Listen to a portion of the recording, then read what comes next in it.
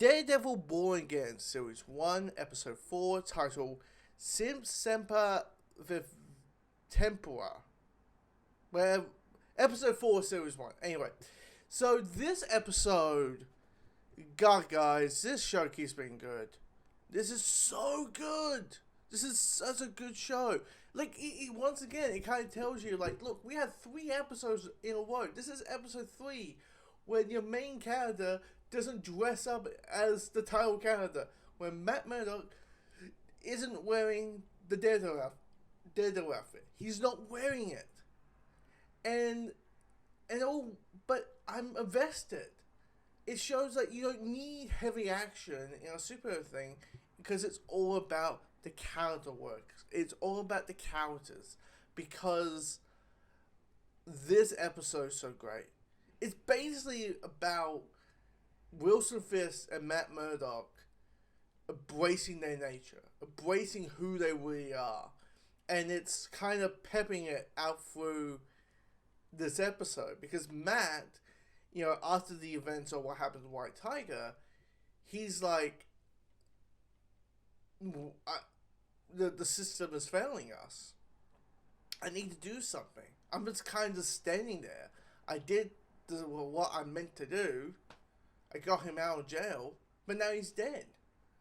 So he's at this point where he's just started to question he's trying to figure out what to do. And he knows one possibility, which is becoming Daredevil again, but he's at that point where but he's not sure yet. And then, of course, it's by the end of the episode of him embracing his nature, embracing the journey, because it clearly by episode 5, by next week, he's wearing the outfit again, because it was kind of known that the original version of this show, episode 1 of this version didn't exist. Like, episode 2 was episode 1 of the original show, so Matt wasn't going to wear the outfit for 4 episodes, and now we're at that point, and you see the journey and the character work of building up to that moment of him becoming Daredevil again, and it really works so well, and you can feel that frustration. Like, you can feel that frustration. Like, of course, one of the big things in this episode is we get to see the return of Frank Castle, John Berthel, of course, who we see him return back as the Punisher.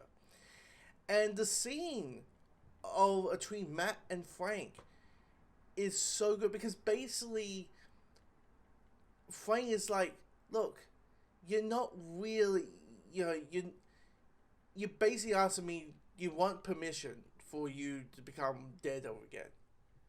And all the reasons that you're not doing it is a bunch of bullshit.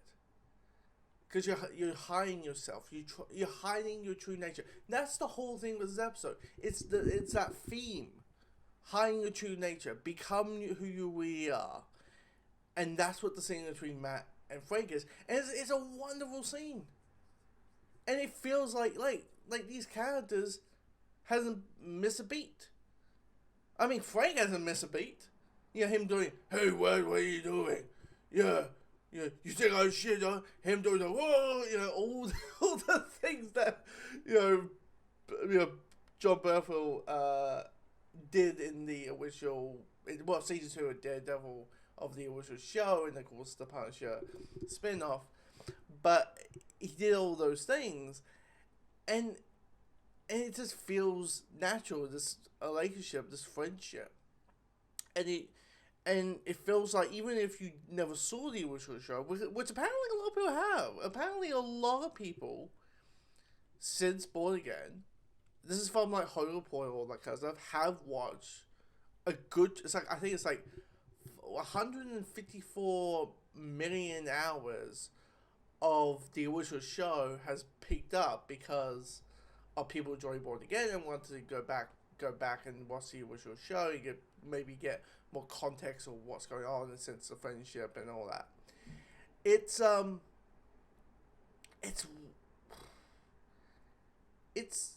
this show is so wonderfully written. It's so wonderfully written. And all the stuff with Kingpin, like, you can tell now he's getting annoyed. He's absolutely getting annoyed by the end during this episode that there's procedures and political stuff and political that, and he's so used to just say, I want this, and it happens. Because we all know where it leads to. And we see peppers of him, peppers of him becoming the Kingpin that we know. Because a lot of people complain, have one of the criticisms people have with the show is Kingpin doesn't feel like Kingpin. And of course, I could see it as like, patience, people. Patience. This is about Kingpin and Matt not being themselves, hiding their true identity, and then them becoming who they really are. And you just see peppers of Wilson Fisk being the Kingpin that we know. I mean, the scene where he is yelling at when he's yelling at what's the character's name? Is it Daniel? Daniel Blake.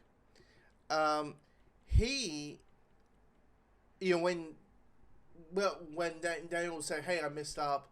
I slipped the link. I'll leave. You can fire me." All that kind of stuff. But then he goes and but Wilson says, "Oh, you're not fired, but be aware.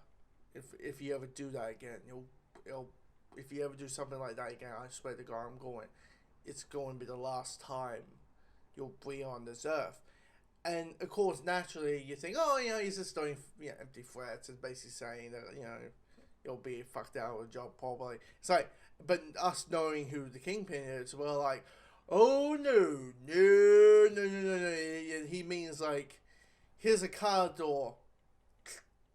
You're going to be dead. Dead with a capital DEAD. Dead."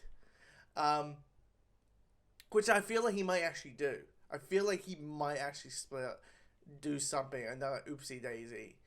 And, yeah. I think he might do it, and he gets his nothings, because it feels like this is what happens when you look forward. This is what happens when you work for the Kingpin, and this is what happens when you look up to the Kingpin.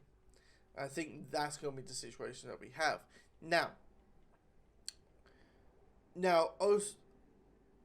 But one of the biggest shocking things in this episode is the last few minutes, maybe not the last few minutes, but the last 2 minutes of the episode, where we keep hearing about this guy named Adam. So Nessa, when Wilson was gone for X amount of months or X amount of years, Nessa bumped into a guy named Adam, and she had an affair with him, and all that kind of stuff. But we all felt like, well, Adam isn't going to, Wilson's going to kill this guy. We're like, poor Adam. You boned the wrong wife. And all suddenly we find out, oh shit, Wilson has kept Adam as a prisoner. Next to the white, what's it called? Is it called the White Wagon, or the Wagon in the Storm? That's what it's called. The Wagon in the Storm with the painting. And you just go, this is even worse. I would have, if I was Adam and you're like, this is the wife of Wilson Fisk that you're having a sexual relationship with, the Kingpin, I would be like, if he finds out, that he'll kill me. That's what I would assume. But no, it's like, what's worse than death? Wanting him to die. And it's like, that's even worse. And of course, at the end, we get introduced to Muse. Now, Muse is a character from the comics, who, what I have heard, I haven't read his story, but what I have heard is his comic counterpart would make the Joker go, "Oh no, oh that's a little bit too sweet there, Muse. Why don't you turn down the violence a little bit?" Because Muse in the comics is a serial killer, but he's one of those like artist serial killers, like he creates his own art, with dead bodies and all that kind of stuff. So, and blood and that. So having us have a sense of the horror of Muse, just there's a little taste, or I wouldn't say that, but a weird, like a tease of what Muse is like. I'm just, this guy is, I literally, I can't, I'm just, it's a stimuli that I can't wait to find out how bad this guy is. To understand how terrifying, how messed up this version of the character, this version of Muse is. Because if he is like his comic counterpart, it is going to be 100% like, well, everyone deserves, this show definitely deserves the EMA rating. Just want to put it out there, if you're having a villain like Muse doing the stuff that he does in his comic, in the comic that he does, his comic counterpart does. But yeah, this episode's great. Love it. Love this episode. Of course, we're going to see more Punisher. This isn't just a cameo, because there's been screenshots of Frank in the Punisher uniform with clean shaven. We are next to Matt Murdock in the Daredevil outfit. So, yeah, this episode, so good. This is such a dang good episode. Anyway, comment below. Let me know what you think of episode 4.